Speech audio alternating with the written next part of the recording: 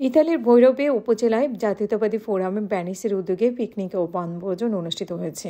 মোহাম্মদুল্লাহ সোহেল ইতালির প্রতিনিধি জানিয়েছেন যে ইতালিতে ভৈরব উপজেলায় বাংলাদেশের জাতীয়তাবাদী ফোরাম ব্যানিসের উদ্যোগে সানজুলিয়ানো পার্কে পিকনিক ও বনভোজনের আয়োজন করা হয়।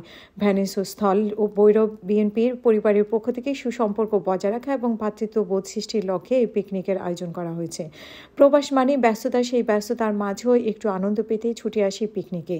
মেতে উঠে বাঙ্গালিয়ানা বিভিন্ন রকমের খেলাধুলায় বালিশ খেলা, বিস্কিট দৌড়, 100 মিটার দৌড় সহ বিভিন্ন ধরনের খেলায় প্রতিযোগিতা অনুষ্ঠিত হয়। খেলায় বিজয়ীদের মাঝে পুরস্কার বিতরণ করা হয়।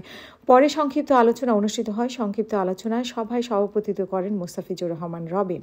মোহাম্মদ লোকমান হোসেনের সঞ্চালনায় ভ্যানিস স্থল ভৈরব উপজেলা বাংলাদেশের জাতীয়তাবাদী ফোরাম ভ্যানিসের নেতৃবৃন্দদের মধ্যে বক্তব্য রাখেন তৌফিকুজ্জামান, মিজানুর রহমান, আবুল কাশেম, আনোয়ার হোসেন, পাবেল উদ্দিন, কবির হোসেন, আপন, স্বাধীন, সোহেল মিয়া সহ অনেকে। আলোচনা সবার শেষে নারী পুরুষ শিশুদের সকলে পিকনিক ও বনভোজনে অংশগ্রহণ করেন। এত সুন্দর এবং একটি আয়োজন করার জন্য ভৈরব উপজেলা বাংলাদেশের জাতীয়তাবাদী ফোরাম ভ্যানিসের সকল নেতৃবৃন্দকে ধন্যবাদ জ্ঞাপন করেন।